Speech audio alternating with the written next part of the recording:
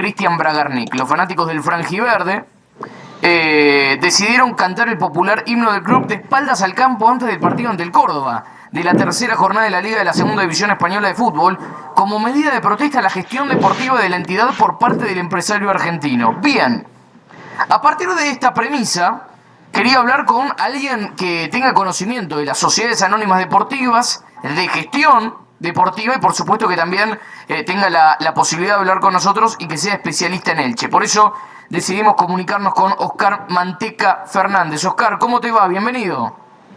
¿Qué tal? Buenas noches, ¿cómo están? Bueno, gracias por conectarte a estas altas horas de la noche allí en España, que son las 24 horas ya, ¿no?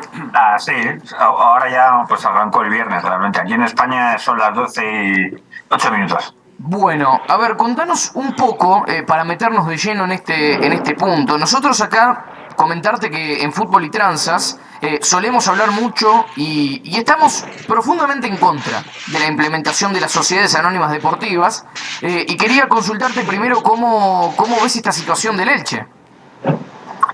Bueno, en relación con lo que comentabais antes de la ya famosa protesta, bueno, realmente esa protesta no se llevó a cabo. Los que la convocaban desistieron 24 horas antes del partido, ¿no? El motivo de esa protesta no era tanto contra la figura de Cristian Bragarnik, sino contra el hecho de que Cristian Bragarnik gusta de apurar mucho los plazos, ¿no? En el mercado, el último día, el mismo viernes, se cerró la ventana de fichajes de verano en España y el Elche incorporó 3 futbolistas.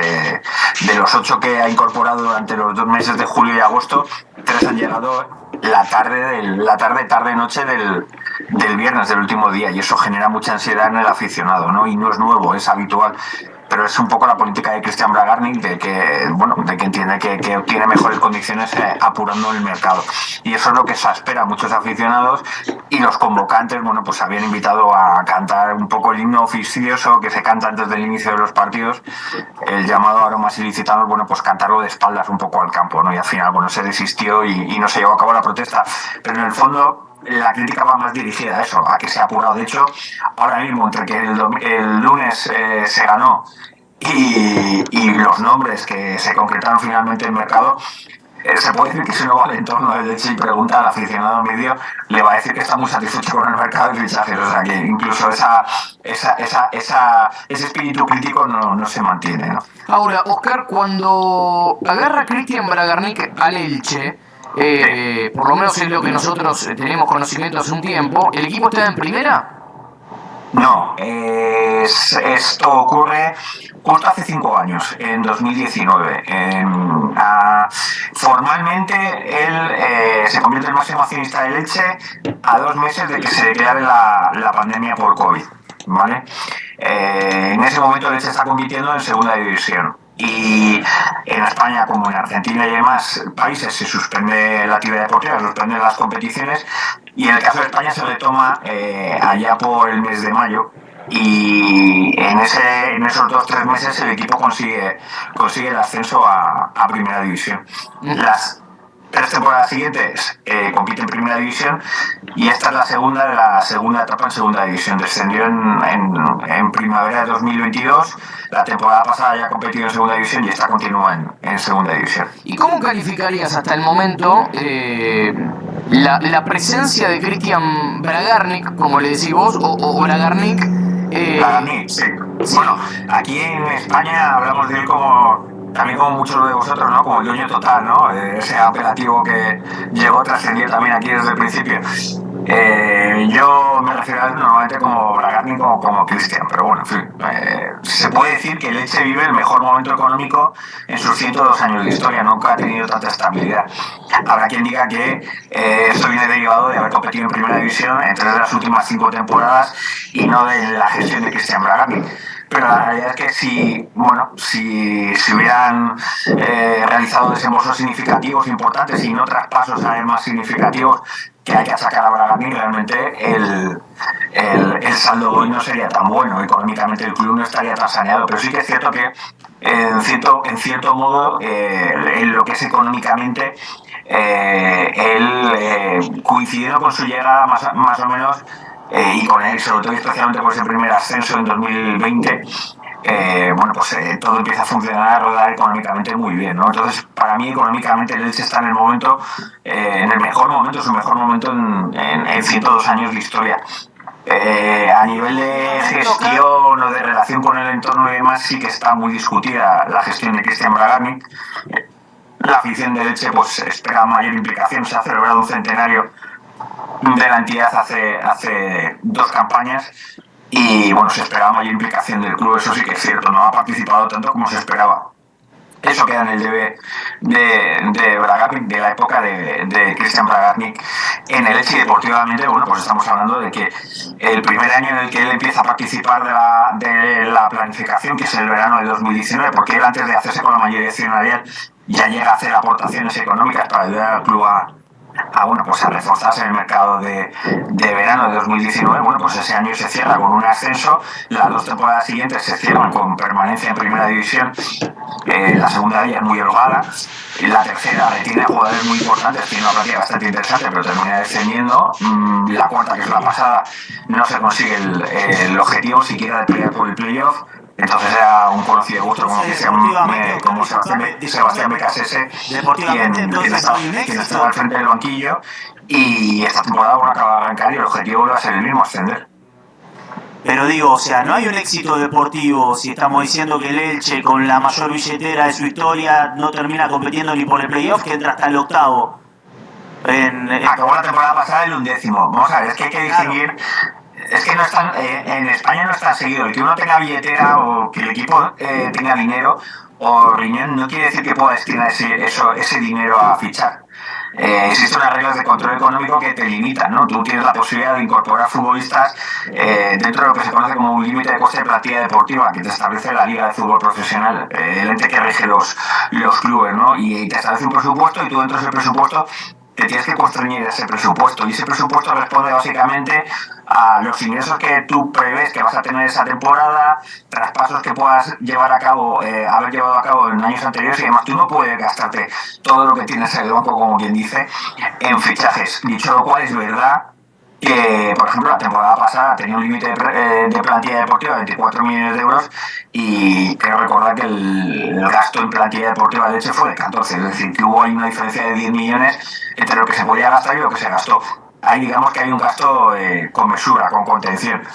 Pero bueno, a veces también esto depende de acertar con los jugadores más que de desembolsar. Sí que es verdad que cuanto más te gastas, normalmente más cerca del éxito deportivo estás, eso es evidente, pero ni en España puedes gastarte todo lo que tienes, ni siquiera, bueno, ya no te digo lo que no tienes, y luego por otro lado tampoco eso te garantiza nada. Entonces, bueno, pues la política ha sido un poco más de contener el gasto y de tratar de acertar con fichajes para que ofrezcan rendimiento en el césped y te lleven a un ascenso, lo que te lleva a su vez a un ingreso mayor por derechos de televisión, a multiplicar por tus ingresos por 5, o bueno, te permitan protagonizar algún tipo de traspaso, el caso de Lucas Boyer el verano pasado, y bueno, pues obtener un ingreso por traspaso de futbolistas, ¿no? El Boyer creo que dejó en las arcas de Leche 7 millones, y hay como otros 3 por ahí que pueden llegar ahora.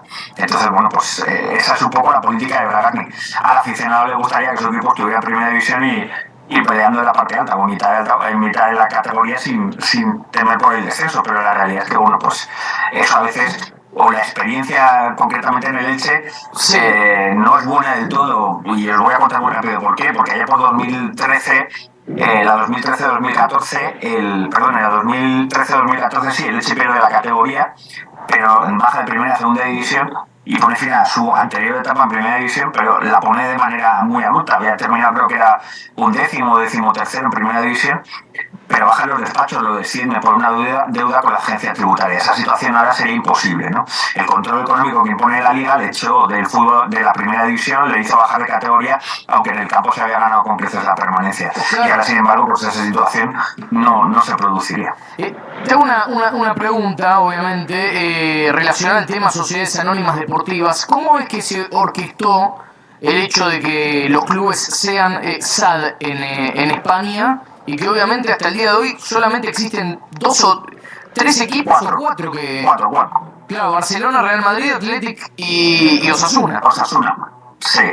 A ver, los clubes allá por finales de los 80 aproximadamente arrastraban tal deuda descomunal con la agencia tributaria, con Hacienda, vaya, con el Estado, por así decirlo, y la situación era insostenible, nadie se hacía responsable de las deudas, se firmaban contratos que nunca se cumplían, los jugadores, había multitud de situaciones de impagos y demás, y bueno, pues una solución que se buscó a nivel estructural, una solución que se buscó fue la de obligar a aquellos clubes que compiten en categoría profesional a convertirse en sociedad anónima, con una serie de especificidades que, bueno, pues que te acercan a la figura, no te acercan, sino que son particularidades respecto de lo que es la figura de una sociedad anónima normal, ¿no? Y se llaman sociedades anónimas deportivas, no dejan de ser empresas, ¿no?